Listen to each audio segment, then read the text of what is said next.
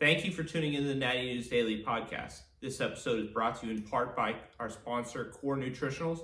You can check out corenutritionals.com for all your supplement needs and use code Natty News Daily at checkout to save 20%. Enjoy the episode. What's going on, people? Welcome to another episode of Natty News Daily. I'm here with the boys. There's three of us tonight. And this was kind of a proposed subject matter for the podcast. So we figured we'd, take the viewers' requests and have a little conversation about, why we bodybuild. Maybe that's changed over the years, why we kind of do this whole thing with training, with nutrition and all that good stuff. And, the three of us have been doing this definitely a decade, somewhat consistently. And I think for me anyways, my why has changed over the years. And I'm sure for Dan and James, it's evolved over time. So who wants to kick it off? I feel like Dan's the one to start this because he's definitely the most regimented of the three of us. So I want to hear his story. Yeah. So Sure. Dan, let's go back to when you first got into bodybuilding. What about like recreational lifting? What was your driving force? Originally, it was back in like high school. Just lifting over the summer for hockey. That was the original driver. Yeah. So it kind of scaled up as it went. Makes sense. So what would you say it was more sports specific than physique development at the start? Yeah, I'd say pretty mostly, yeah. It was just like I had summers off, and it's like you should be doing something. You want to lift and work out. So I pretty much through high school and stuff until like the end of high school, I pretty much just only lifted during the summer. So when did that then change to bodybuilding? It was a very gradual progression over time. After I stopped playing hockey, I kind of found myself, especially like in college, I found myself just in the gym more often, and just my personality. When I do something, I tend to do it. So, even like early college, I was like, I don't want to be a bodybuilder. I don't want to be a bodybuilder. I even said that. I said those exact words. And your headphones are jacked up. Are they? Yeah. Nothing. You'd think we'd have this figured out by now, right? Yeah, we're like episode 190 something, and we're like still got technical issues. Yeah. This is low budget, high quality. Low budget, lower quality. Just throwing Now they're making fun of me. That's a shirt right there. Low budget, lower quality. All right, can you hear me now? Yeah, that's better. Yeah, you're good. Okay. Anyways, okay. Fun of me for.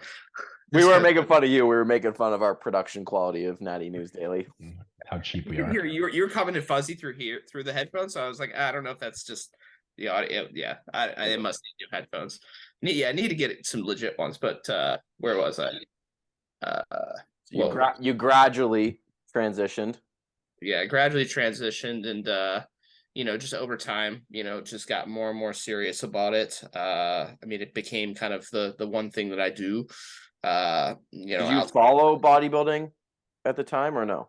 Once I got, I actually started following natural bodybuilding, and like Lane Norton. I got into like kind of like a hybrid powerlifting, believe it or not. I don't know if you knew this, but kind of a hybrid powerlifting bodybuilding sort of thing back in like, what year was that? Probably like 2013, 2014. Started following like Lane Norton, but I started following a lot of like the natural guys like Alberto Nunez and Matt Ogus and a lot of those guys too. So I got exposed to kind of them through Instagram and social media, but at the time I wasn't really doing much. I had my personal Instagram and stuff. I wasn't really doing much on the social media side. Yep. I actually didn't really start to do, like, I posted some lifting content on that, but it wasn't like specifically geared towards that. And then, eventually, it slowly transitioned to just more and more bodybuilding focused. Once I did I competed my first season in 2018. I was even still like kind of like I mean, I'm gonna do the season. I'm committed fully to bodybuilding for this prep, but I was still kind of like, yeah, I still want to do this powerlifting thing. But but after that prep, I was like, I need to just do this bodybuilding thing. I can't do the powerlifting thing. Yep. I had some injury issues. I had some issues that it was just like it's just not worth it. I think I'm a better bodybuilder than I am a powerlifter too. And I was like, I need to stop, having slightly, they're sort of parallel goals, but they diverge to a degree. Yeah, So for sure. I want to do this bodybuilding thing and do this bodybuilding thing and not have other things like sort of taking my attention away from that. So yeah, that was my gradual progression over time. But and you, I guess the intent of the podcast, I mean, like my internal driver. Well, I mean, from a high level, I guess not to get into the weeds of every little bit of my drivers, but it's just like trying to make the absolute best of what I have, and just max out my potential in this pursuit of bodybuilding. Like, what can I become? So that's to a large degree what drives me is like, what can I be, 5 years from now, 10 years from now, whatever, like, and things. And that's why, like, I think that's part of why, like, I am routine like I am, because when I deviate from it bothers me like deeply to my core, because I'm not doing what I could do to be my best potential self, 5-10 years from now. So Are you driven by solely the progression of your physique, or are you like, I want to win X or achieve X? Like, do you have a quantifiable metric of your success? I mean, I do have some goals. I mean, like, I'd still like to turn pro within the WNBF. I'd like to place like top 5 Mr. America. I do have those. But as I love the stage, I love competing, but I wouldn't say that's my biggest driver is the actual competing aspect. More so just being a great bodybuilder in general, if that makes sense. Like, I like, being in off season and just looking swole as hell. Like, I love that. So I love like catching wicked pumps and just looking crazy and crazy lighting and like just all of it. Like I said, I love the stage. I absolutely love the stage, but I wouldn't say that's like, I think some people it's kind of their main driver, which I'd say is one of my drivers, but not my sole driver. If that Good. makes sense. So if you never stepped on stage again, you wouldn't change. Nothing would change for you. That's a good question. I don't think much would change, but yeah, probably wouldn't much change, but I don't know. I mean, that'd be a big shift, if I didn't have the means to compete, like if my health wasn't These are so. things I think about a lot. I get lost in my head when I have these thoughts to myself, so I'm glad we can talk about this. Yeah, I haven't thought about, I guess I haven't really thought about it deeply in like the stage regard, but I've thought about if like bodybuilding was taken away from me in general, and that's the dark place I'd prefer not to go. Now, you mentioned your routine and getting stressed out when your routine is not on point. I can attest to that after spending time with you. Yeah. Yep. Yeah, Second. when I'm around you guys, it's yeah, you can probably see it. Now, I don't want to like people to think I'm saying this in a negative tone, because I very much respect what Dan does and what he's like focused on, that level of like pure discipline. Like, even when I'm on prep, you're on a different level than me. Mm-hmm. Like, I don't exactly eat at 1 o'clock every day, meal 3. I know you do, and it's unreal. Now, the one thing I am curious about is certain areas of your life that detracts from. When you look ahead in your life, have you ever thought about when you pull back? Now, we have a conversation coming up with Jeff Alberts that I think this will be another subject that comes up. Yeah. As someone for him who's been in this game decades, he's got a family, he's got kids, obviously he has jobs, like he has all these things, and talks about balance. Yeah. Do you ever go there in your head of like, this means so much to me that can take jabs at other things that maybe also mean a lot to me. Yeah, I mean, I have to a large degree, and I mean, in to a certain degree, as you could probably guess. I mean, it does detract from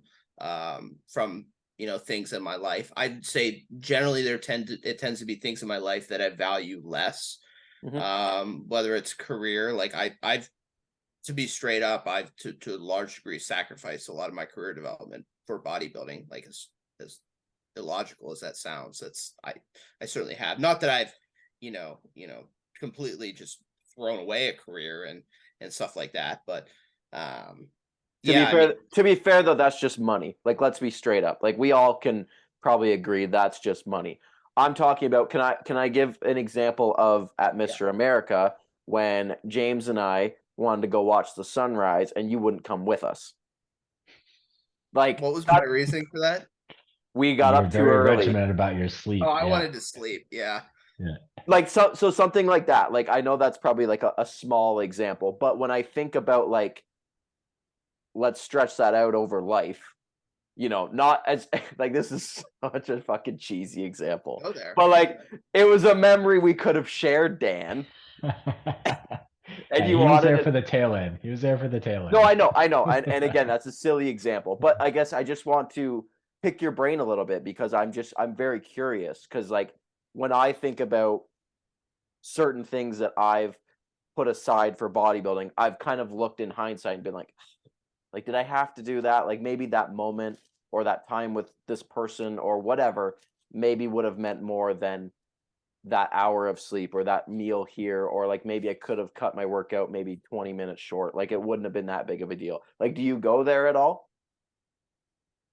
I give it thought sometimes. I mean, I do. I don't think those situations tend to arise super often for me. That's fair. I'm not like a hyper like social person in general. Like the side of me that you guys see is probably, and I think I've told you this, probably very different from what you would see in like my day-to-day life. Like, I almost like avoid humans. not really, but humans are the worst, to be honest. I also try to avoid most people as much as I can. I'm not a completely antisocial person, like obviously, but I generally only like to interact with people that I'm like very like connected with. Totally. Yeah. I'm not an extroverted person. Yeah. Yep. Okay.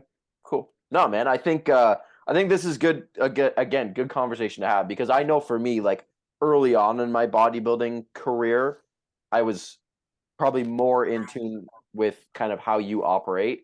Yeah. Where I would stress about it, and it would negatively impact me when certain situations would arise that I would be like, no, I can't. And then I would stew about it, and then, friction in my life would come up, whether it was work, friends, family, relationships, whatever. And then I could reflect on it and be like, really, Leroy, did you have to do that? Did you have to act like that? Did you have to be that way? And most of the times the answer was no. So I think, again, this is why I wanted to have this conversation, because the three of us operate in very different ways. And I think it's a cool subject matter to talk about for people that maybe get caught up in, all the little things or the big things or whatever, and think that there's one right way of doing things, which is, the three of us are examples that there's not. There's different methods, and it's your lifestyle and your goals and all that kind of stuff comes into play. Yeah, and I mean, there's always going to be, to some degree, trade-offs that you make and decisions you have to make. 100%. Yep, 100%. Sometimes it's judgment calls at the time. Sometimes it's driven by emotions. Sometimes you look at it in hindsight and maybe that wasn't the best decision. But yeah. Yeah. Okay. No, I agree. Cool. James, your turn, family man. Here we go. I was waiting. So this is, again, I think this is a really good subject matter to have. So you have almost the two of you polar opposites of this conversation. You have Dan, who lives alone, or you live with your brother? No, you live alone. No, he's over every day, but I live alone. Okay, so you live alone, right? You have your job, you have your bodybuilding. You work from home job too. Work from home. Throw that in there. Yeah. Yes. Right? No significant other at the time, so can very much 100% invest in bodybuilding. Now we have James. Works 2 jobs, 3 jobs, 8 jobs, sometimes, I don't know. Now 2 kids, one very, very young, married, all that good stuff. So let's go. Where did this start for you as far as like so bodybuilding? the beginning was pretty similar to Dan, except about 3 or 4 years delayed. It's funny. I was actually thinking about like my timeline recently, just because I feel like I've made really good gains in this off season, and like I won't go like detail it, but like I'm still relatively young in my training career compared to even you guys, because I didn't really get into like true bodybuilding training until like junior, senior year of college. So like 21, 22 years old. Before then, like high school, I maybe worked out for like a month here, a month there, kind of hit or miss, but it was mainly just running and soccer skill training. College came around, and even the first 2 years, I was very dedicated to the off-season program, but it was kind of a generic, somewhat, it was pretty much like a watered down football strength program. Wasn't really sport specific, even though they said it was. And it wasn't really that great of a program, but I did it. And so that got me in the gym. It got me going a little bit. But as soon as season was in, we didn't do in-season lifts. It just wasn't like the culture of our team. So I would train for 3 months, and then I would detrain pretty much for the whole season. And then spring would roll around, and then we would do like actual sport specific training, but it was a lot more cardio based. So I wasn't ever really like, I never went through a bulk. I didn't know what a bulk was. My nutrition was kind of just whatever I ate until things were kind of winding down with soccer. And that's when I kind of realized like I need something, because I need the structure. And at that time, it was a little bit more structured, right? Like now it's just out of necessity. I'm not. But what I was finding, and I don't think I've ever really talked to anybody about this besides Ali, was like I was getting myself in trouble with alcohol a good amount in college. Part of it was the culture of like our team, part of it was the culture of the school, a lot of different things. And bodybuilding gave me a way to like, I guess, have a reason to not as Yep. much, I can right? Like speak to that too. it pulled me away from that a little bit, because I didn't want to have that hangover and then go try and train. And even so now, like I'll go like months, like I still drink very occasionally. Like I think I had a beer 2 months ago, like a single beer. Where in college it was getting troublesome, is how I'll word it, for many different reasons. So that helped me kind of pull myself out of that and into a lifestyle that allowed me to be a little bit healthier. And that was the big thing then, was like I wanted to be healthy and I wanted to look better, because I gained a ton of weight from eating and drinking and all that stuff. And I just was not in a good space mentally, physically, none of it was good. So I just really was just trying to clean myself up a bit. And then I fell into, I think like Jeff was one of the first people I started looking at, because he had like the science-based like training breakdowns and stuff like that. He was someone I looked to for trying to learn a little bit more about what I was doing and why I was doing it. And then Jeff for more like Nippert. yeah.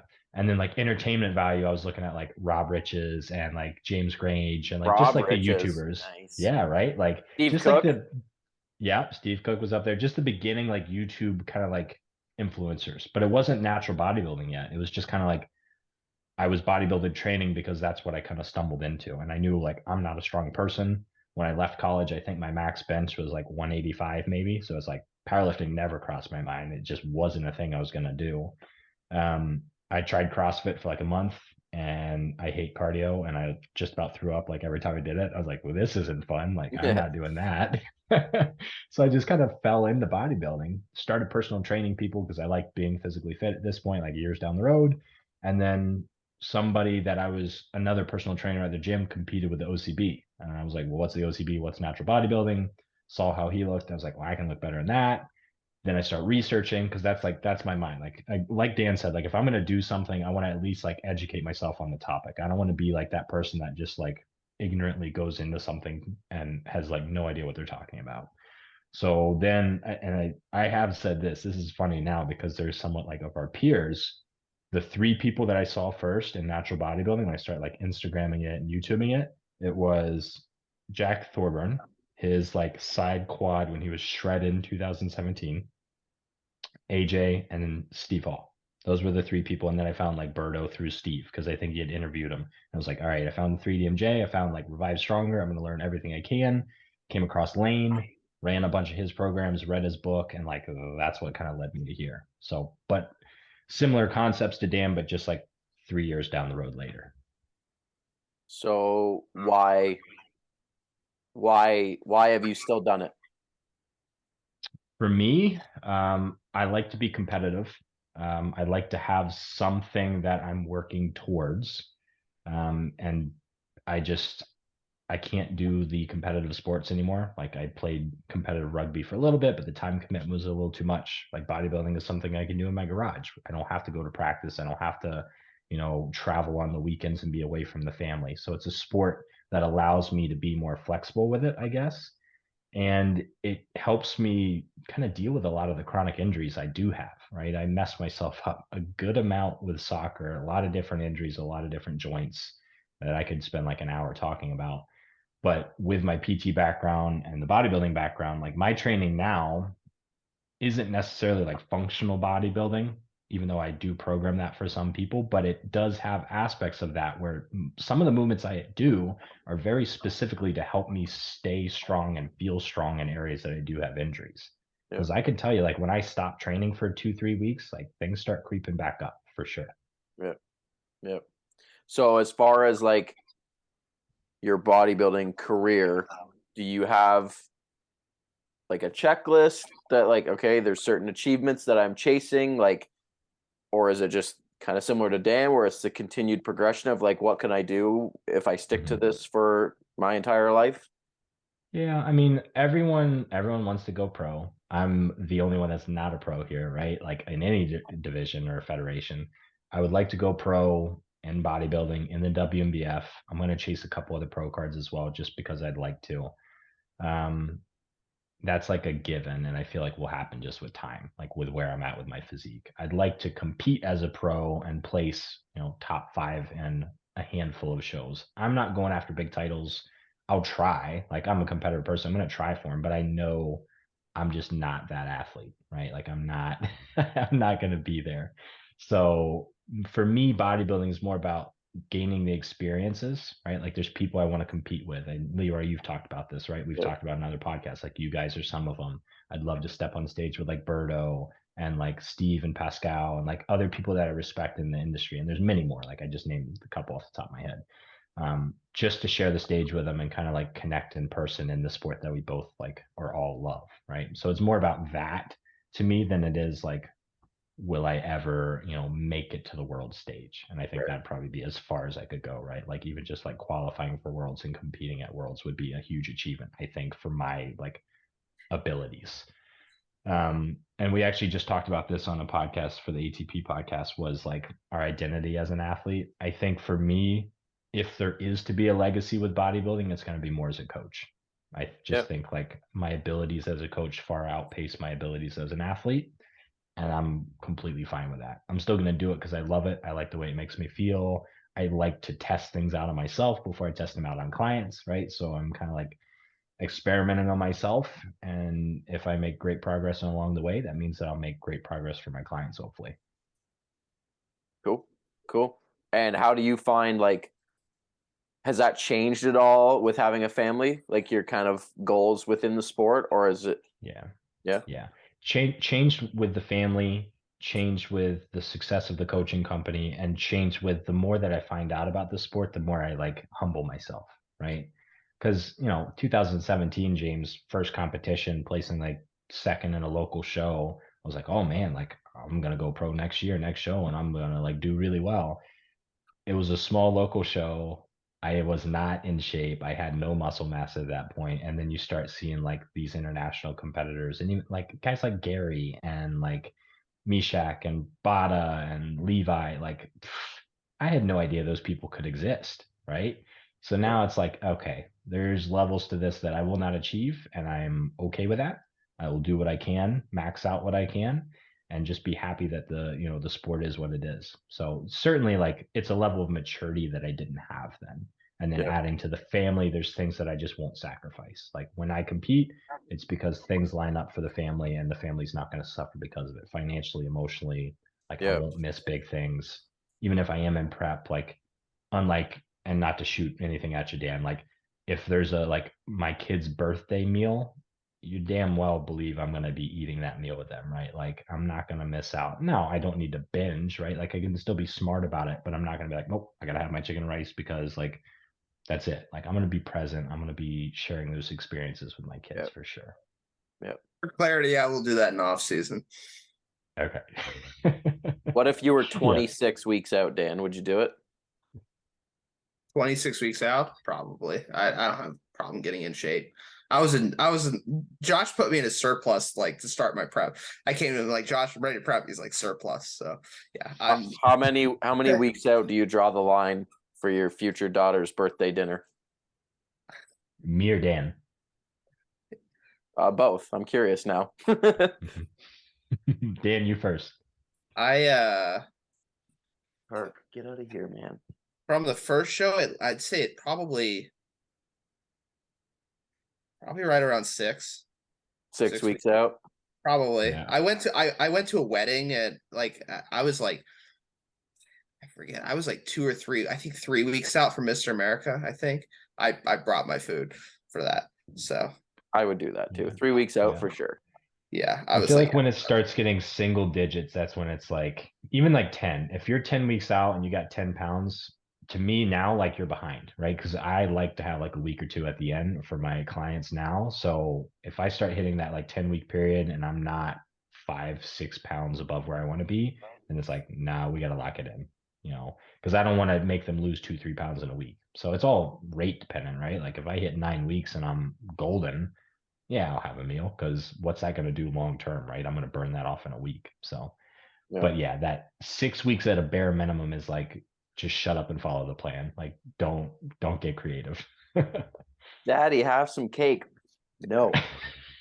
No, that's when I'm eating the dry salad, like acting like I'm having a great time and like trying to just caffeinate myself where like I can be like myself.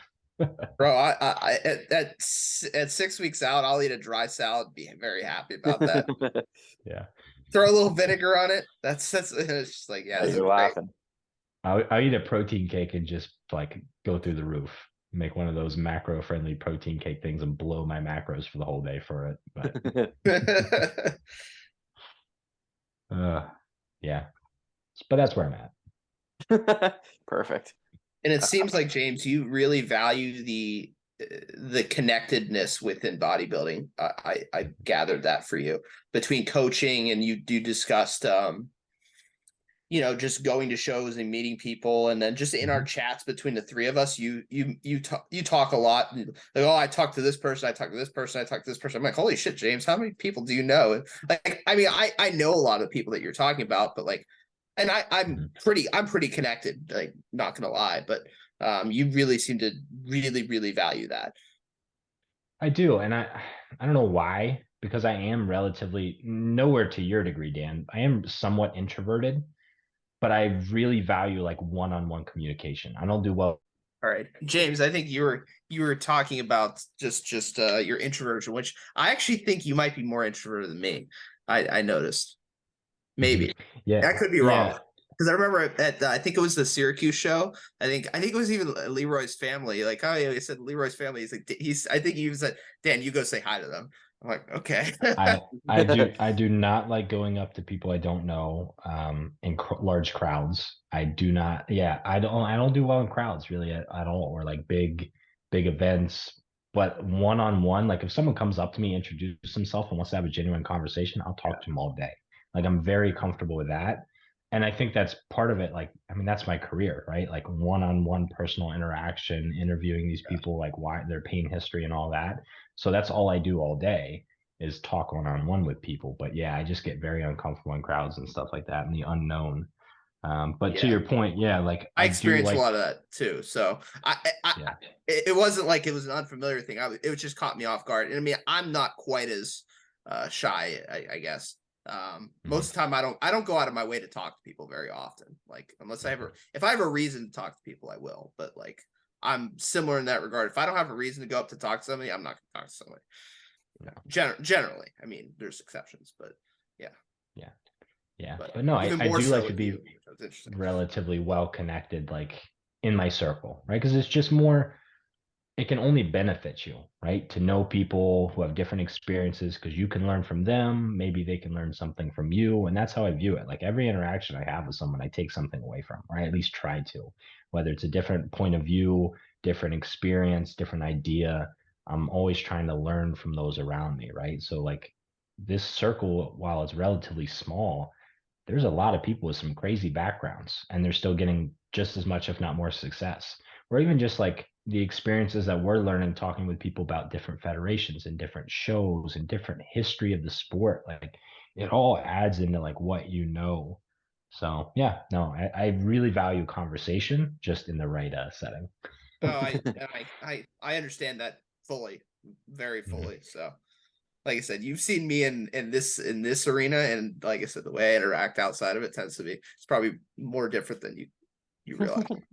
Yeah, but Yep. yeah, I noticed that about you, just that you do value the connectedness. So, all right, Leroy, your turn. We turning on you. Tell us the story. Yeah. Yeah. I got into it early.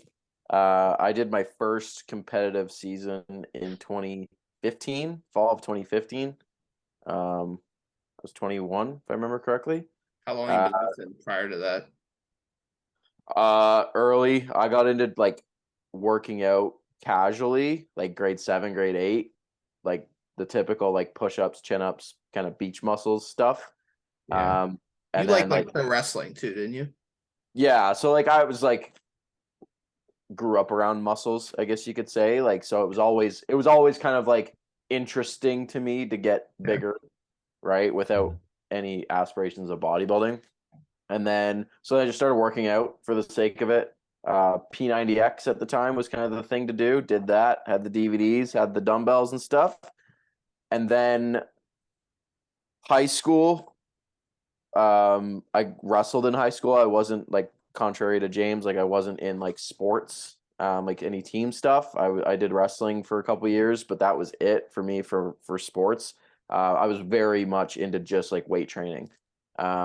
Just wanted to get. I was always small, so I just wanted to get bigger. Just wanted to get bigger. No, again, no aspirations of competing, that kind of stuff. Um, I was okay at wrestling, which I think then bodybuilding makes sense once I start getting into it and why I got so fixated on it. When I got into college, that's when like it really started to take off for me. I had a buddy that was into it too, so that you get two people that love training, then we just kind of Mhm. fueled each other. Um, and then graduated college, and then that's when I started to get into competing. I did, like I said, did my first show 2015, and I was What spurred you to do it? um You know somebody that was doing a show, or yeah, my cousin's dad, he trained at the local gym that I was at. So I'd pick his brain sometimes, and you just see a couple big guys at the gym and you shoot the shit with them, and it was this whole competing thing. And by that time, like I was aware of bodybuilding, like we were I had magazines, bodybuilding.com, the odd name on YouTube. Like I was very much like already getting kind of entrenched in the bodybuilding sphere. So Mhm. then I was like, okay, I'm gonna take a crack at competing. Was self-coached for my first show. Took second, and again, like back then too, it was nowhere near as popular as it is now. Like, now you can't run into anybody at the gym who hasn't competed or isn't competing or retired from competing or competing in 5 years. I was among like two other people, and I was young, the young kid that was kind of getting into competing.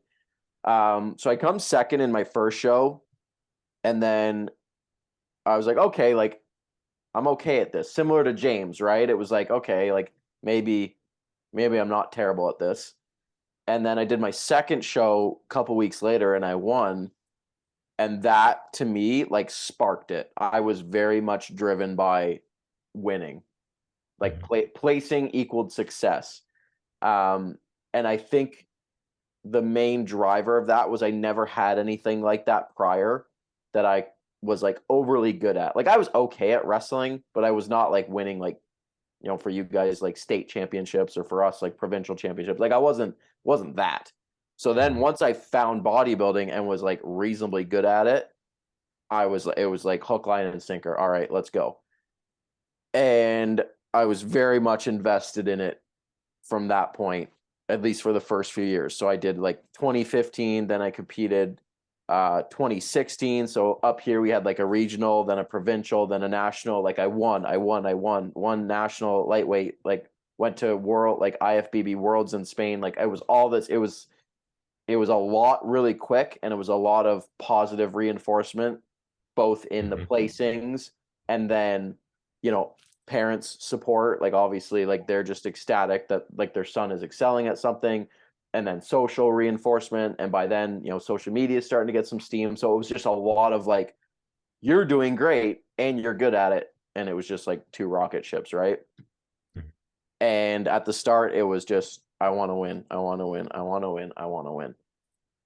And then 2016 is when I met Carrie and we started dating. 2017, I went to nationals, and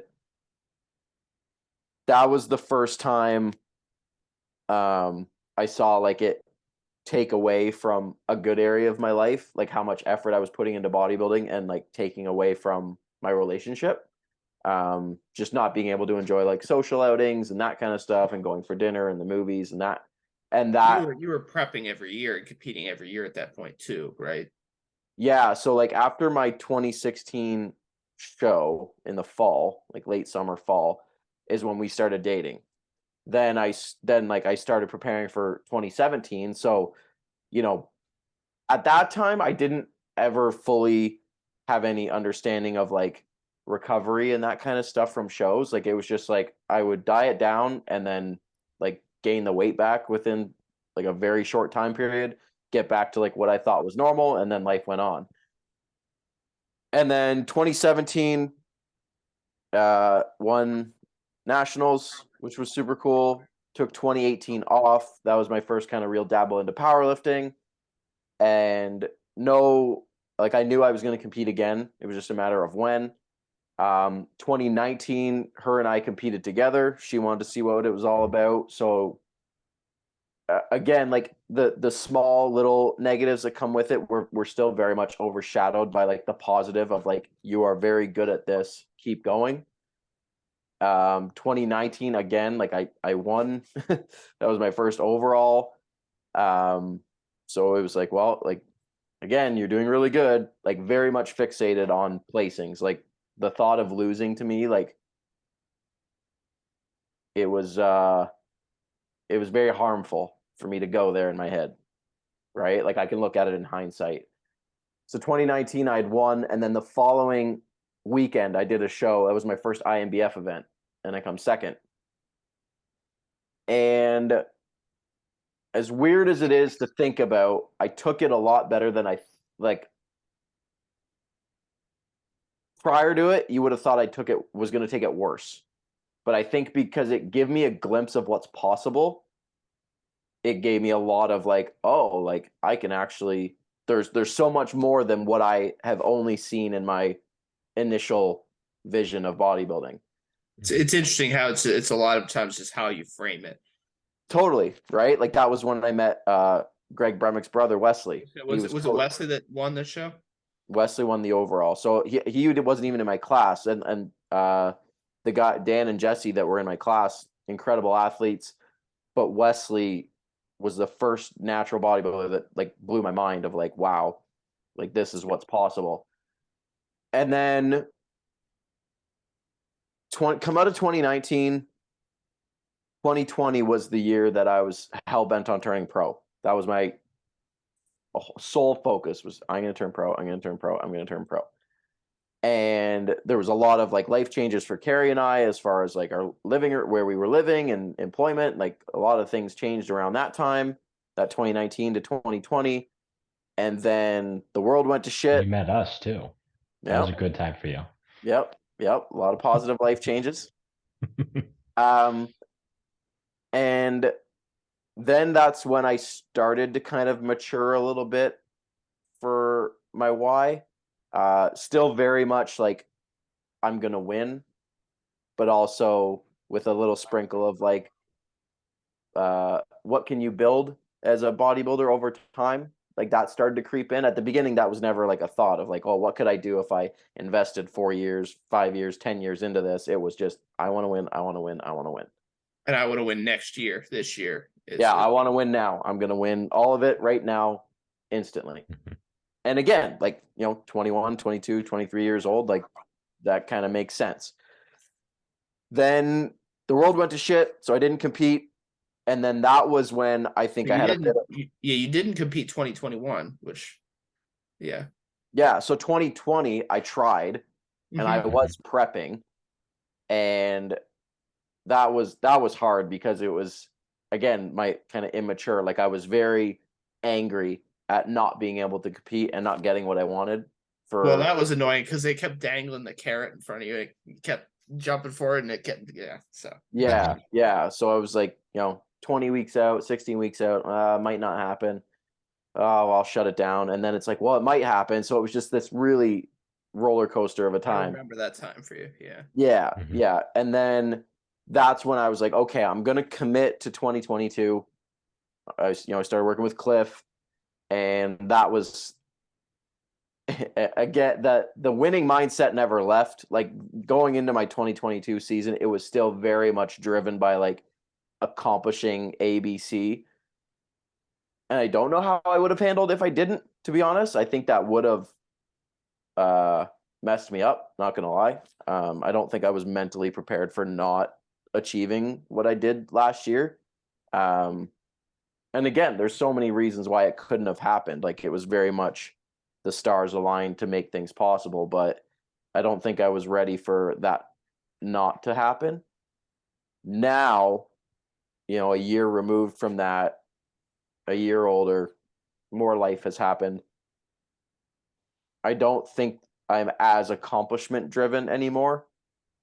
James, you mentioned this earlier. It's like, okay, who can I share the stage with? Who can I have memories with, moments with? What experiences can I get from bodybuilding more so than the accolades? And this is a conversation I've had with clients where it's like, winning a show in bodybuilding has a lot of asterisks beside it. Who showed up, who didn't show up, what was the shape they were in, who could have made it, what year did you compete versus they compete, like. And I think that's where I've grown. Like, I know for a fact if I get up there with like Josh Kenyon, he'd spank me, or like in a lightweight class with like Meshach and Ben Howard and stuff like that. Like, there's levels to the game, right? You mentioned that earlier.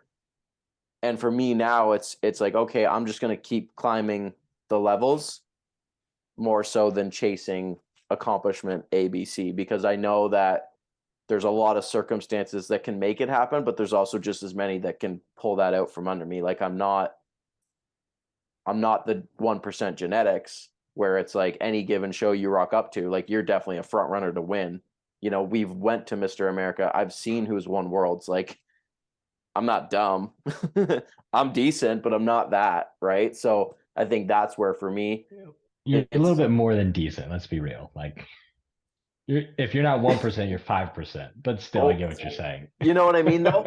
So that's kind of evolved. But then the other big thing is I've seen the negatives bodybuilding can throw at my life, and I really don't like them. It doesn't weigh nearly as much anymore for me as it used to. Like, when I first started, it was very much like that was it. Like, I remember one time my wife's brother, her father, and I did like a Tough Mudder race, and it was like 15K obstacles up and down ski hills and stuff like that. And this was ahead of my 2017 show, and we were like 10, 11 weeks out, like lots of time. And halfway through the race, they gave you half a banana and a little bit of Gatorade to keep you going. I wouldn't take it because I was like, nope, 10 weeks out, I can't. And like that level of like strictness for like the 15 grams of carbs that it would have been halfway through a 20-kilometer obstacle race, like that's, you blink and you miss it kind of deal. And now, like, my mindset for the sport has evolved a lot since then. Like, it's very important to me. Like, I will always train. I will always, follow a nutrition protocol that's conducive to building muscle and strength and being healthy and all that kind of stuff. But you know, I'm not going to let it dictate my entire life like it used to, because like I said, I've seen for me anyways, I've seen when it can be too much, and I can really get hard on myself about that kind of stuff when it takes away from a lot of other good in my life. And then I go to like, well, why am I letting that happen for something that like is very shallow in the grand scheme of like what means a lot to me. Mhm. Oof. It's Thanks for interesting that listening. like yeah. Like we're having these conversations as if we're like ancient and decrepit. We're, you know, collectively like later 20s. So realistically, another 10, 15 years of competing, right?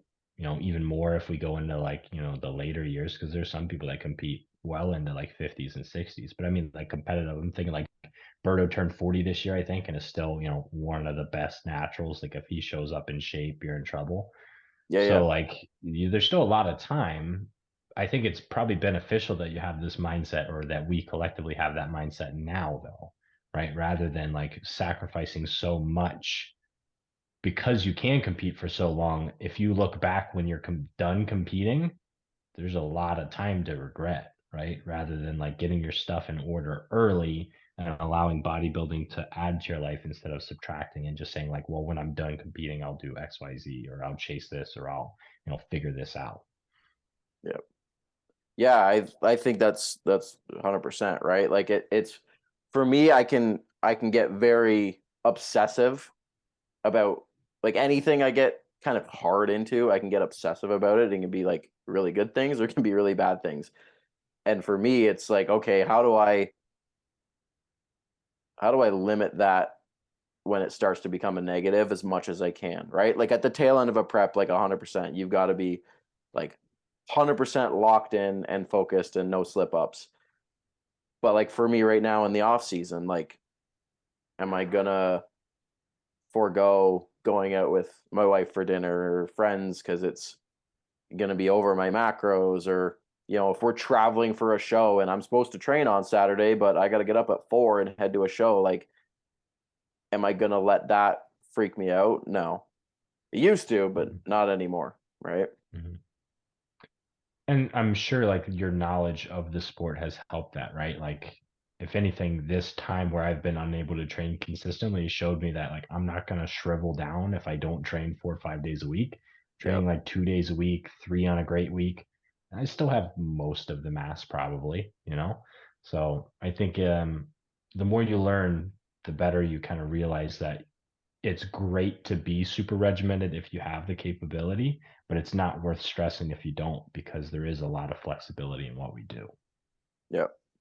Yeah, and I mean like, and it's only gonna my life's only gonna continue to change, right? I'm gonna be in your position where I have, you know, little ones running around and all that kind of stuff, and it's gonna be even harder to be even as regimented as I am now, right? Mhm. Like if there's a sliding scale, you know, it'll start to shift potentially the other way, and it's gonna be harder to train as much as I do and give the effort that I have into it right now. And, you know, life has seasons and highs and lows and Mhm. that kind of stuff. And old me would have really, really struggled with that, Mhm. like a lot. Yeah, And I it think it's changed. go go ahead. I was going to say, I think that, and that's changed over time. Mhm. The other point I was going to kind of bring up, just looking at our different situations, right? We all have different philosophies, different current life statuses. Also, like, so Allie knew me before I was a bodybuilder. Carrie met you when you were prepping and already bodybuilding, right? And Dan, like, sorry, bud. So like Allie is seeing this development and this change, but she's also seeing like what things were before bodybuilding. Yeah. So I don't know like if that's good or bad, or like, because it's kind of a new identity, right? Compared to when we first started dating and became serious with each other.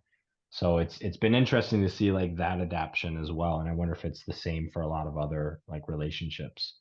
Like I think Chris Bearcat was just on Revive Strongest podcast, right? And like him and his wife, that's all she's known as well. Like he was already competing the whole, or no, they've been together before then, right? Since So high he's school. kind of similar Yeah. similar situation as me, like seeing that development of like the bodybuilding athlete and the changes. Um, It would be interesting to talk to the significant others. I don't think I can drag Allie on the podcast, but You imagine we get Allie and Carrie on just to bitch and moan Just about like- us and our problems. we should do that. Dan, I'll you lead mediate that that. podcast. We'll step out and we'll sub them in. We might get a lot of views on that one. What it's Yeah. like married to bodybuilders. Yeah. But no, definitely a different like perspective of like, if this is all they've known, it's just, this is what we do, right? And these are sacrifices that we make, where I think there has been some tension with me and Allie in the past where it's like, why are you doing this now? Like, do you have to do it now? Or like, are there better ways that it can be done? And yeah, absolutely. Like my first couple of preps were not smart. Yep. But she suffered through them and we did it. And now I'm learning like the smarter, more sustainable, more family friendly way to do it. Yep. Yeah. Cool. Out of necessity. Yeah. Out of sanity in the Johnson household. Yes, absolutely. All right. Have we rambled enough? Yeah, that's probably pretty good. Like the last 3 people that have listened, comment below, boot if you've came this far. I like it. Yeah, I got All nothing right. else. I'm Yeah. shocked. That's a good one. All right, people. Well, if you like this episode, let us know. If there's more ramble-worthy subject matter you'd like us to talk about, we can talk, clearly. We'll catch you guys in the next one. Subscribe, like, all that good stuff, and we'll see you guys later.